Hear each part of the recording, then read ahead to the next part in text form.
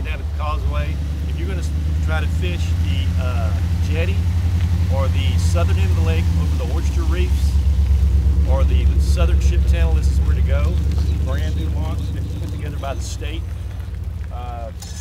Good docks, good launch, limited parking though, very limited parking. Also be aware this would not be a good place to launch on a strong northeast wind.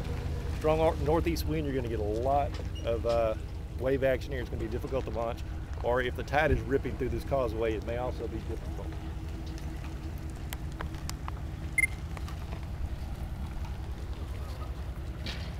Okay, check it out.